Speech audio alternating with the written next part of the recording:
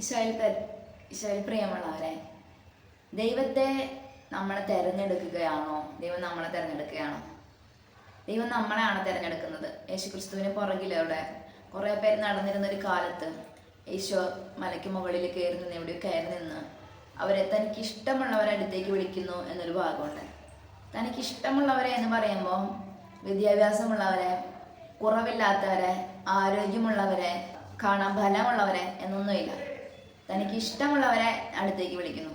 ആ ഇഷ്ടം എന്ന് പറയുന്നത് ഒരു മാനദണ്ഡവും ഇല്ലാത്ത ഒരു ഇഷ്ടമാണ്. അപ്പം നമ്മളൊക്കെ ആ ഇഷ്ടത്തിൽ പെടുന്ന ആളുകൾ തന്നെയാണ്. ഏറ്റവും അവസാനത്തെ ഒരാളായിട്ടെങ്കിലും എന്നെ എണ്ണണമേ കർത്താവേ എന്ന് പ്രാർത്ഥിക്കുന്ന ഒരുപാട് മനുഷ്യരുണ്ട്. ഒരു പക്ഷേ ഏറ്റവും പുറകിൽ നിൽക്കുന്ന അവനെ വിളിച്ചിട്ടായിരിക്കും കർത്താവ് പറയാ, നാളെ മുതൽ നീ എൻ്റെ സഭയെ നയിക്കുക എന്ന്. സഭയെ നയിക്കുക എന്ന് പറയുമ്പോൾ ഒരു വലിയ സമൂഹത്തിനെ കൊടുക്കുന്നതല്ല. കത്തോലിക്ക സഭയുടെ വിശ്വാസ സംഹിതകൾ അനുസരിച്ച് ഒരു സാധാരണക്കാരന് സുവിശേഷ വേലയിലേക്കോ അല്ലെങ്കിൽ ദൈവത്തെക്കുറിച്ച് പറയുന്നതിലേക്കോ ഒക്കെ കടന്നു വരാൻ തടസ്സങ്ങളുള്ള പോലെ നമുക്ക് തോന്നും. പക്ഷെ ഇതൊന്നുമല്ല, അതൊക്കെ നമ്മുടെ തോന്നലുകളാണ്. നിനക്കറിയാവുന്ന ഒരിടം, നിനക്ക് വിത്ത് വിതയ്ക്കാൻ ഒരു നിലം കർത്താവ് തന്നിട്ടുണ്ട്. ആ നിലം വലിയ ഒരു സഭയുടെ ഒരു കമ്മ്യൂണിറ്റി ആയിരിക്കണമെന്നോ അല്ലെങ്കിൽ വലിയ സഭ എന്തെങ്കിലും നിങ്ങളെ ഏൽപ്പിക്കുന്ന ഒരു സംഗതി ആയിരിക്കണമെന്നേ ഇല്ല. നമ്മുടെ നാട്ടില് ജീവിതത്തിലെ തകർച്ചകൾ പറ്റുന്ന മനുഷ്യനുണ്ടായിരിക്കും. അപ്പോൾ അവരോട് ചിലപ്പോൾ പ്രതീക്ഷയുടെ 2 വാക്ക് പറയാനായിരിക്കാം. നഷ്ടപ്പെട്ടു പോയ മനുഷ്യരോട് നിങ്ങൾക്ക് ഇനിയും ജീവിതം ഉണ്ടെന്ന് പറയാനായിരിക്കാം. അപ്പോൾ കർത്താവ് നിങ്ങളിലൂടെ പ്രവർത്തിക്കാൻ ആഗ്രഹിക്കുന്നു. എല്ലാം ദൈവം നേരിട്ട് ചെയ്യാനൊന്നും പറ്റില്ല. അതിനാണ് ദൈവം മനുഷ്യരെ തിരഞ്ഞെടുത്തിരിക്കുന്നത്. നിങ്ങളുടെ തിരഞ്ഞെടുപ്പുകളെ കുറിച്ച് ധ്യാനിക്കാനും നവീകരിക്കാനും ആ വെളിയെ നവീകരിക്കാനും വേണ്ടി കർത്താവ് നിങ്ങളെ വിളിക്കുന്ന ഒരു കാലമാണിത്. കാരണം രാജ്യവും ലോകവും നേരിടാൻ പോകുന്ന പ്രതിസന്ധി ഘട്ടങ്ങളിൽ രാജ്യത്തിനെയും ലോകത്തിലെയും ഒക്കെ പ്രാർത്ഥനയുടെ ഭാഗമാക്കിക്കൊണ്ട് ദൈവിക സംരക്ഷണം രാജ്യത്തിനും ലോകത്തിനും നമ്മുടെ സമൂഹത്തിനും ഇന്ത്യക്കുമൊക്കെ ഉറപ്പ് വരുത്തുന്നതിന് വേണ്ടി ദൈവത്തിൻ്റെ മുമ്പിൽ മുട്ടുകുത്താൻ ദൈവത്തിന് മനുഷ്യരെ ആവശ്യമുണ്ട്. ഈ ഒരു കാലഘട്ടത്തിൽ ഇങ്ങനെ സംഭവിക്കുമെന്ന് അറിഞ്ഞുകൊണ്ടാണ് 10 വർഷം മുമ്പും 15 വർഷം മുമ്പും 7-8 വർഷം മുമ്പും ഒക്കെ നിങ്ങളിൽ പലരെയും ദൈവം വിളിച്ചിട്ടുള്ളത്. ഞാൻ ഈ വർഷത്തിൽ തുടക്കത്തിൽ തന്നെ പറഞ്ഞു, ഒരുപാട് സുവിശേഷ വേലക്കാർ ഈ വർഷം ഉണ്ടാകും. ലോകം പോകുന്ന പോക്കും രാജ്യം പോകുന്നതും ഒക്കെ നിങ്ങൾ കണ്ടുകൊണ്ടിരിക്കുകയാണ് അല്ലേ? ഈ ദൈവത്തിൻ്റെ ശക്തി ഭൂമിയിലേക്ക് കൊണ്ടുവരണമെങ്കിൽ ഹൃദയത്തിൽ ആത്മാർത്ഥതയോടുകൂടെ ദൈവത്തെ വിളിക്കുന്ന ഒരു കൂട്ടം ജനം വേണം. അവരാണ് ഈ ലോകത്തിൻ്റെ ഉപ്പ്, അവരാണ് ഈ ലോകത്തിൽ വെളിച്ചം വിതറേണ്ടവര്. അപ്പൊ ലോകം മുഴുവൻ അന്ധതയിലായാലും ദൈവത്തെ അറിയാവുന്ന നിങ്ങളിൽ ദൈവിക വിശ്വാസം എന്ന വെളിച്ചം കത്തിച്ചു വെച്ചിട്ടാണ് നമ്മൾ ഈ ലോകത്തിന് വേണ്ടി പ്രാർത്ഥിക്കേണ്ടത്. ഈ വീഡിയോയിൽ ഞാൻ ഇതാണ് പറയുന്നത്, നിങ്ങളുടെ വിളികളെ നവീകരിക്കുക. ദൈവത്തിന് നിങ്ങളെ കൊണ്ട് ആവശ്യമുണ്ട്. ദൈവം നിങ്ങളെ പുതുക്കി പണിയുന്നുണ്ട്. നിങ്ങളുടെ വിളികളിൽ അഴിച്ചുപണികൾ നടത്തുന്നുണ്ട്. അതിനോട് സഹകരിക്കുക. ദൈവം നിങ്ങളെ അയക്കാൻ പോവുകയാണ്, അതിനോട് സഹകരിക്കുക.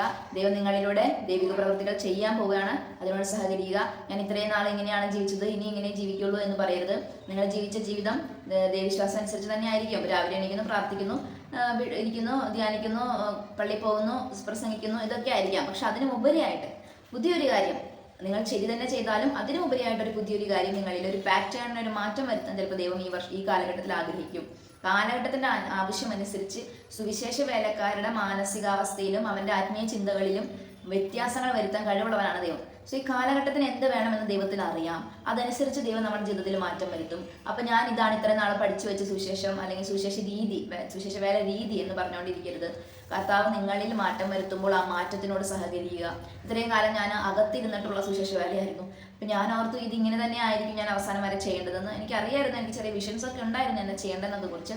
പക്ഷെ കർത്താവ് എനിക്ക് ഇഷ്ടമല്ലെങ്കിലും എന്നെ പല ഇടങ്ങളിലേക്കും അയക്കുകയും മനുഷ്യന്മാരുടെ വ്യത്യസ്തങ്ങളായ, എനിക്ക് കണക്ട് ആവുന്ന പോലും ഇല്ല അവരുടെ ജീവിതം, പക്ഷെ അവരുടെ വ്യത്യസ്തമായ പ്രശ്നങ്ങളെ എനിക്ക് മനസ്സിലാക്കി തരികയുമാണ്. അതായത് നിങ്ങളെ ദൈവം വെറുതെ വിടാൻ പോകുന്നില്ല. ദൈവം പറഞ്ഞ പോലെ കുറച്ച് പേരെ ദൈവം വിളിച്ചിട്ടുണ്ട്. ആ വിളിച്ച മനുഷ്യനെ ഉപയോഗിച്ച് ദൈവം ലോകത്ത് പ്രവർത്തിക്കും. ദൈവം ലോകത്തിന് അങ്ങനെ വിട്ടുകളയില്ല. ഇപ്പോൾ യുദ്ധം ഉണ്ടാകാൻ പോകുന്നു, പ്രശ്നങ്ങൾ ഉണ്ടാകാൻ പോകുന്നു, പ്രതിസന്ധികൾ ഉണ്ടാകുന്നു, ഗ്യാസ് കിട്ടാത്തൊരവസ്ഥ ഉണ്ടാകുന്നു. ഇതെല്ലാം ദൈവത്തിനെയും ആകുലപ്പെടുത്തുന്ന കാര്യങ്ങളാണ്. സോ അങ്ങനത്തെ ഒരു സാഹചര്യത്തിൽ ദൈവം ലോകത്തിൽ ഇടപെടുന്നത് ദൈവം ഓൾറെഡി തിരഞ്ഞെടുത്ത് സെലക്ട് ചെയ്ത് വെച്ചിട്ടുള്ള കുറച്ച് മനുഷ്യന്മാരിലൂടെയാണ്. അതായത് ദൈവം നേരിട്ട് വന്ന് ഈ പ്രതിസന്ധികൾ ഇല്ലാതാക്കുകയല്ല. അതുകൊണ്ട് നമ്മളെപ്പോലെയുള്ളവർ ആത്മാവിൽ ദൈവത്തിനെ വിളിച്ച് വരുത്തിയിരുത്തി ജീവിക്കുന്ന മനുഷ്യന്മാരാണ് ഈ ലോകത്തിന്റെ പ്രതിസന്ധികളിൽ മുട്ടുകുത്തേണ്ടവരും പ്രാർത്ഥിക്കേണ്ടവരും. നമ്മളിലൂടെയാണ് ദൈവം ഈ പ്രതിസന്ധികൾക്ക് പരിഹാരം കാണാൻ ശ്രമിക്കുന്നത്. അപ്പം നമ്മൾ ആദ്യം എളിമപ്പെടുത്തും. നമ്മളെ ദൈവം ഇഷ്ടമുള്ള പോലെ നമ്മളോട് ചെയ്യും കേട്ടോ. നമ്മളെ ദൈവം തകർക്കും, ചെറുതാക്കും. എന്നിട്ടേ ദൈവത്തിന്റെ ആ ഒരു സാന്നിധ്യം നമ്മളിലേക്ക് വരൂ. ദൈവം അവിടെ ഒരു ഉടച്ചു വാർക്കലുകൾ നടത്തും. എന്നിട്ട് ദൈവം നമ്മുടെ ആത്മാവിൽ ദൈവത്തിന്റെ പ്രസൻസ് വരും. എന്നിട്ട് ആ ശക്തിയിൽ ആശ്രയിച്ചുകൊണ്ട് നമ്മൾ ലോകത്തോട് പലതും പറയാനും പലതും ചെയ്യാനും ശ്രമിക്കും.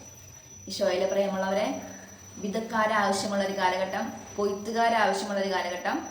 ദൈവം ഏൽപ്പിച്ച് തരുന്നെങ്കിൽ പിന്നെ ഒന്നും നോക്കണ്ട. ഇപ്പം ആ അച്ഛൻ പറഞ്ഞു, ചിലപ്പോൾ അച്ഛൻ പറയും, ചിലപ്പോൾ സിസ്റ്റേഴ്സ് പറയും, ഇതൊന്നും അല്ല നിന്റെ വെളി എന്ന് പറയും. ഞാൻ അവരെ എതിർക്കുന്നില്ല. ദൈവം തന്നെയാണ് അവർക്ക് അധികാരം കൊടുത്തിട്ടുള്ളത്. നമ്മളതിനെ മാനിക്കണം. പക്ഷെ എന്നാലും ഉള്ളിൽ എന്താ പറയുന്നതെന്ന് കേൾക്കണം. കാരണം പരിശുദ്ധാത്മാവ് ഒരാളുടെ ഉള്ളിൽ ദാഹം കൊടുക്കുന്നത് വെറുതെ അല്ല. പരിശുദ്ധാത്മാവ് ഒരാളുടെ ഉള്ളിൽ ദാഹം കൊടുത്തു കഴിഞ്ഞാൽ അതിനെ തടയാൻ മനുഷ്യനെ കൊണ്ട് സാധിക്കില്ല. മനസ്സിലാകാതെ വരാം മനുഷ്യന്മാർക്ക്. എൻ്റെ ഉള്ളിൽ സുവിശേഷത്തിന് വേണ്ടിയുള്ള ഒരു ദാഹം ഉണ്ടായിരുന്ന സമയത്ത് ഞാൻ ആരോട് പറയുമ്പോഴും അതൊരു പരിഹാസപാത്രമാകുകയും അല്ലെങ്കിൽ ഇപ്പോഴും പറഞ്ഞു കഴിഞ്ഞാൽ അത് ആർക്കും മനസ്സിലാവാതെയൊക്കെ ചെയ്യും. പക്ഷെ പരിശുദ്ധാത്മാവാണ് നമ്മുടെ ഉള്ളിൽ ആ ദാഹം തരുന്നത്. അത് എല്ലാ 365 കോടി ജനം, 800 കോടി ജനത്തിനൊന്നും ഇല്ല. ഇത് നിന്റെ ഉള്ളിൽ ദൈവം തരുന്ന ഒരു ദാഹമുണ്ട്, ആത്മാവിലൊരു ദാഹം, ഒരു പ്രേരണ, ഒരു ഉൾപ്രേരണ. അതിനെ വിശ്വസിച്ച് മുന്നോട്ട് പോവുക. അങ്ങനെ വ്യക്തിപരമായ ഒരു ശുശ്രൂഷയുടെ മേഖല ദൈവം തുറക്കില്ല എന്നൊന്നും നമുക്ക് പറയാൻ പറ്റില്ല. അങ്ങനെ തുറക്കുന്നുണ്ട് എങ്കിൽ ഒറ്റയ്ക്ക് യാത്രയിൽ പോകുമ്പോൾ നിങ്ങളെ ഹെൽപ്പ് ചെയ്യാൻ പറ്റുന്ന കുറേ കാര്യങ്ങൾ ഓൾറെഡി ഞാൻ ഈ വീഡിയോസിലൊക്കെ പറഞ്ഞു വെച്ചിട്ടുണ്ട്. ഞാൻ ഒറ്റയ്ക്കാണ് ഇത്രയും നാളെ സഞ്ചരിച്ചുകൊണ്ടിരുന്നത്. ദൈവം നമ്മളെ ഒറ്റയ്ക്ക് ഒരിടത്ത് നിർത്തുന്നുണ്ടെങ്കിൽ സഭയ്ക്ക് സാഹചര്യങ്ങൾ അനുസരിച്ച് നിങ്ങൾ അംഗീകരിക്കുന്ന സമയങ്ങളുണ്ടാകാം, നിങ്ങളെ വിളിച്ച് മുന്നോട്ട് വരുന്ന സമയങ്ങളുണ്ടാകാം. പക്ഷെ ദൈവം എന്താണോ പറയുന്നത് അത് കേൾക്കുക. ദൈവം ആത്മാവിനെ എന്താണ് പ്രചോദിപ്പിക്കുന്നത് അത് കേൾക്കുക. വചനം ബൈബിള് കയ്യിലെടുക്കാൻ പറയുകയാണെങ്കിൽ കയ്യിലെടുക്കുക. സുശേഷ വേലയ്ക്ക് പോകാൻ പറയുകയാണെങ്കിൽ സുശേഷ വേലയ്ക്ക് പോവുക. നിന്റെ ആത്മാവിൽ ഇരുന്നു കൊണ്ട് പരിശുദ്ധാത്മാവ് നിന്നെ നയിക്കും. ആ നയിക്കുന്ന പരിശുദ്ധാത്മാവിനോട് സഹകരിക്കുക. നിങ്ങളെ ഈ കാലഘട്ടത്തിന് ആവശ്യമുണ്ട്. ദൈവം നിങ്ങളെ സമൃദ്ധമായിട്ട് അനുഗ്രഹിക്കട്ടെ.